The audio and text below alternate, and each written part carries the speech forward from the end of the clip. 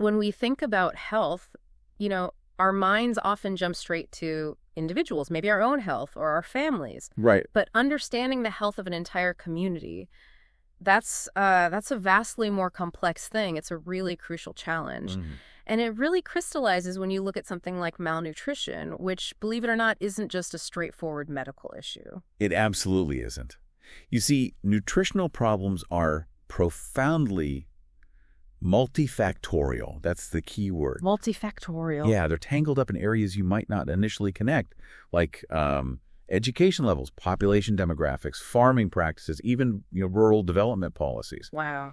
Often, they're really byproducts of deep-seated poverty and, frankly, systemic injustice. Okay. And what's really fascinating is why we need this comprehensive, sort of mini-angled approach here. It's the only way to get truly precise information, to pinpoint exactly where and how prevalent these issues are, and maybe most importantly, to identify the specific groups at the highest risk. And that's really our mission for this deep dive, isn't it? Imagine we're like health detectives arriving in a community. Yeah. It's clearly struggling, but the full story isn't obvious right away. We're going to unpack the sophisticated toolkit experts use to meticulously piece together that story, like one crucial clue at a time, to really understand the health of a whole population. So let's zero in on that core challenge first. The profound impact of malnutrition.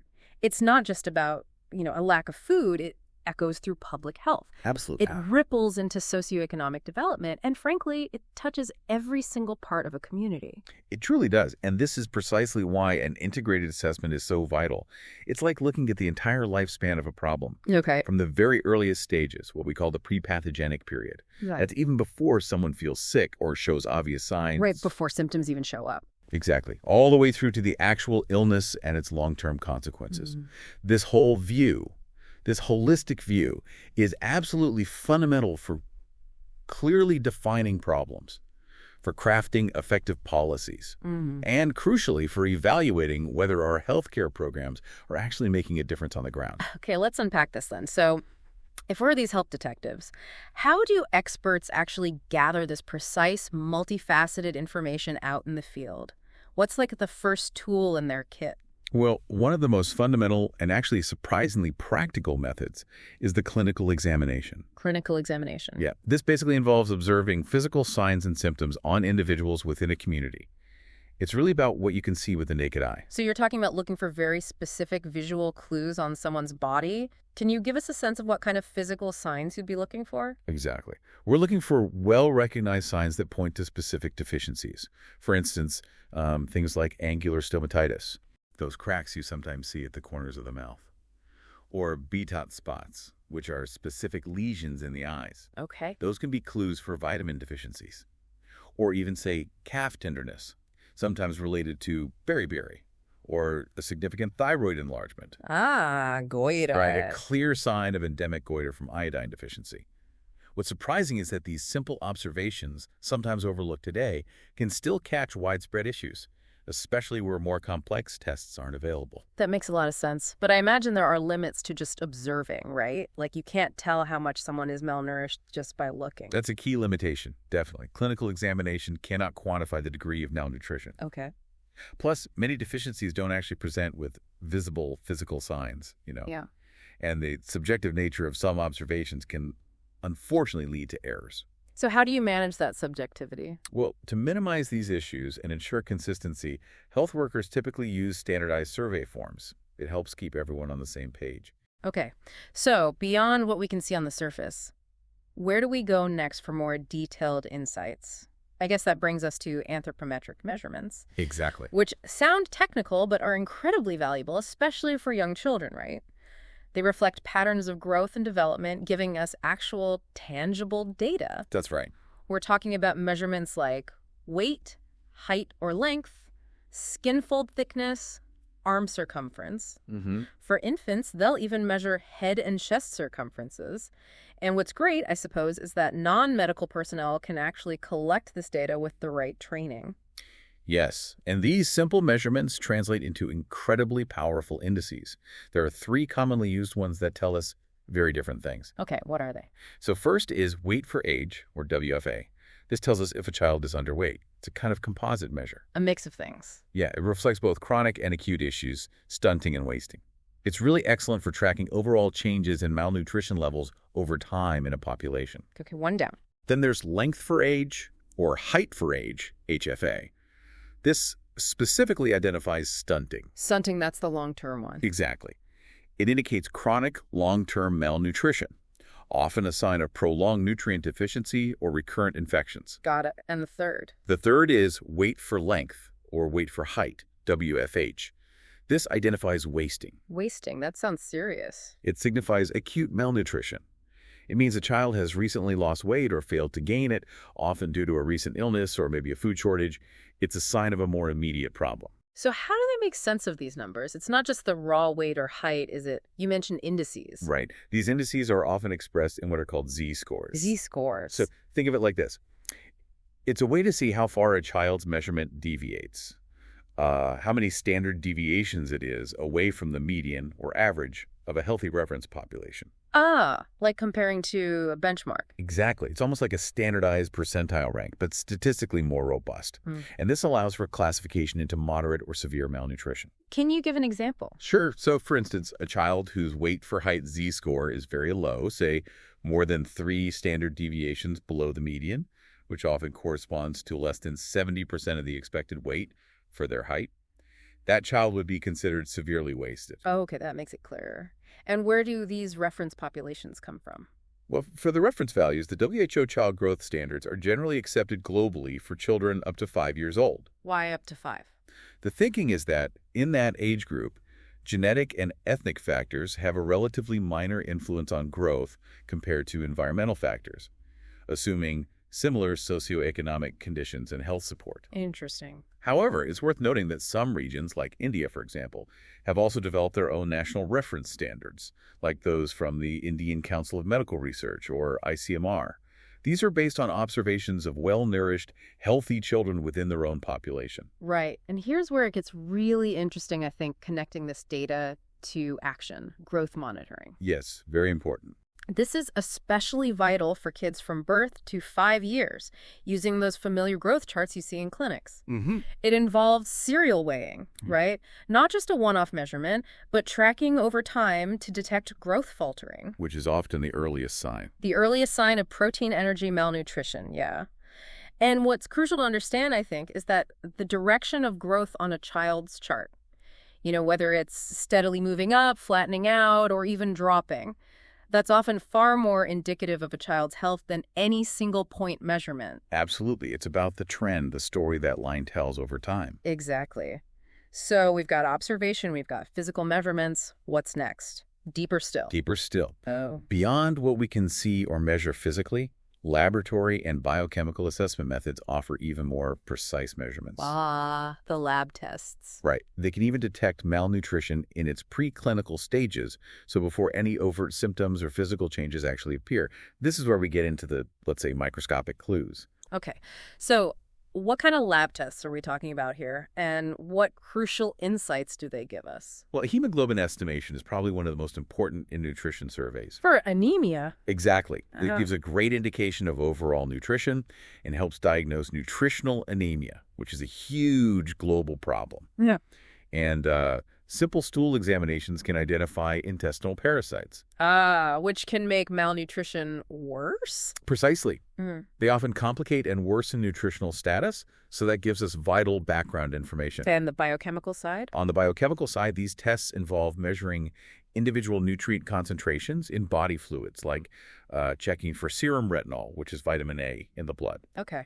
Or serum iron levels to detect iron deficiency.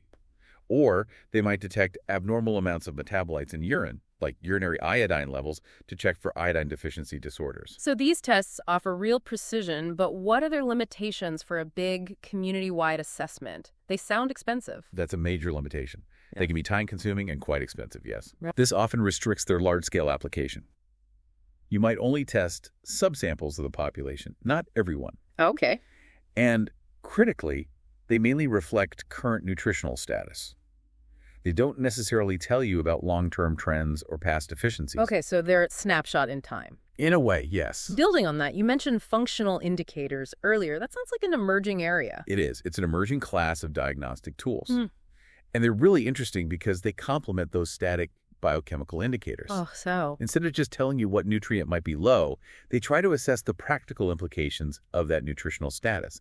It's about seeing how the body is actually functioning. Ah, like is the machinery working properly? Precisely. That's a good way to put it. Yeah. They show us the impact. Can you give some examples? What kind of functions are we talking about? Sure. So tests might look at structural integrity, like erythrocyte fragility, which relates to vitamin E or selenium, or host defense. Immune system. Yeah. Immune function, like leukocyte chemotaxis, which can be impacted by protein, energy, or zinc deficiencies, or hemostasis blood clotting, like prothrombin time for vitamin K. Wow. Even things related to reproduction, like sperm count for energy, or zinc, or nerve function. Nerve function, like what? Like how well someone's eyes adapt to darkness. Yeah. That can reveal vitamin A or zinc issues sometimes, even before a blood test flags it as critical. Or even work capacity, looking at heart rate response during exercise, which relates to protein, energy, and iron status. So it's really about the real-world effect of nutrition. Exactly, seeing if the body can do its job properly. Okay, that makes sense. Now let's switch gears slightly. Let's talk about what people actually eat. Assessment of dietary intake or dietary surveys. They must provide invaluable insights into food consumption patterns, right? Absolutely. It's a crucial piece of the puzzle, definitely. It supplements all these other assessment methods we've discussed. How do you actually do that? How do you find out what a whole community is eating? Well, there are different ways to gather this information. A common method, particularly in places like India, is the weighment of raw foods. Weighing raw food. Yeah. It involves meticulously weighing all the food that's going to be cooked, what's actually eaten by the family, and even the waste, usually over a period like, say, 7 days to get a good average. That sounds incredibly detailed. It is. Then there's the weighment of cooked foods. This is sometimes less acceptable culturally, but it does allow analysis of food exactly as it's consumed. Good. Any other methods? Yes. For larger populations, the oral questionnaire method is very useful. Just asking people. Essentially, yes. Yeah. You gather retrospective information, asking people to recall what food they ate over the previous 24 or maybe 48 hours. Relies on memory, of course. Right. Recall can be tricky. So once you have all that data, weighed food or questionnaires, what do you do with it? That raw data is then translated. Using food composition tables, databases that list nutrient content, you can calculate the average intake of different food groups and specific nutrients like protein, vitamins, minerals. And that information is incredibly practical, isn't it? I mean, you can use it for planning health education programs. Absolutely. And even assessing needs in areas like agriculture and food production for the community. Exactly. It connects dietary patterns to broader planning needs. Okay. And we also can't overlook vital and health statistics, right? Things like birth and death rates. Definitely not. The analysis of mortality, death rates, and morbidity illness rates data is absolutely crucial. Why crucial? Because it helps identify high-risk groups within the population and really understand the extent of nutritional risk to the community at that macro level. That makes sense. So what specific indicators are we looking at here that are heavily influenced by nutrition? Well, we're talking about indicators like the infant mortality rate, or IMR. Right. That's universally recognized as just critical for understanding children's health status and also the overall level of the social environment. Okay, what else? Other indicators include the second-year mortality rate deaths between age 1 and 2, the prevalence of low birth weight babies. Which is a big indicator. A very big one, yes. And even the community's overall life expectancy. And illness data. Morbidity. Yes, morbidity data on illness, especially concerning things like protein energy malnutrition, PEM, anemia, nutritional blindness, that provides extremely valuable information about the actual health burden in the community. But I guess mortality data alone doesn't give the full picture. No, it's important, but it won't give you a complete picture of a population's nutritional status by itself. Yeah. It tells you about the fatal outcomes, but not necessarily the full spectrum of malnutrition. Right. Okay, finally, we come to ecological studies. This is where we sort of zoom out, right? Look at the bigger picture, the environmental and societal factors influencing health. It feels like this is where we really start to maybe solve the deeper mystery behind why malnutrition exists in a place. I'd argue these studies are perhaps the most crucial in some ways. because they help us understand that truly multifactorial nature of malnutrition we mentioned at the start. It's often called a man-made disease for a reason, meaning it's deeply rooted in societal structures, socioeconomic conditions. Okay, so what factors do you examine in these ecological studies? Well, we examine things like the food balance sheet. That's an indirect method, estimating the per capita food supply available in a country. Useful for national-level general patterns. Okay, the big picture supply. Right. But then we dive into crucial socioeconomic factors, things like family size, occupation, income levels, parental education, local customs, cultural food patterns. All the things that affect choices and access. Exactly. All of which significantly influence food consumption choices and availability at the household level. We also look at the presence and, importantly, the utilization of health and educational services. Like clinics and schools. Yes. Is there primary health care available? Are there feeding programs, immunization programs? Are people actually using them? Right. And what else? And finally, what we call conditioning influences. These are things like parasitic infections, bacterial infections, viral infections. Things that make malnutrition worse or trigger it. Very often, yes. They frequently precipitate or worsen malnutrition, especially in vulnerable children. So, putting all this together, making an ecological diagnosis of how these interacting factors play out. That is absolutely essential if you want to plan effective prevention and control measures. Yeah. It's really about connecting the dots between individual health and the wider environment they live in. That's a massive amount of information, all these different angles working together. Now, just to be crystal clear for everyone listening, there are two related but distinct concepts that sometimes get confused: growth monitoring and nutritional surveillance. Oh, yes. Good distinction to make. How do they differ in our sort of health detective work? They're definitely complementary, but they serve different purposes. Growth monitoring, as we discussed with the charts. Right, the individual charts. It focuses squarely on the individual child. It's about dynamically assessing their health, promoting their continued growth, primarily through that regular weighing and plotting. It's personalized care, essentially. Okay, individual focus. Nutritional surveillance, on the other hand, is carried out on a representative sample of children across an entire community or region. The bigger picture again. Exactly. Its purpose is different. It's to diagnose malnutrition at a broader population level, to assess overall trends across that population, and to evaluate the impact of interventions like a feeding program on a larger scale.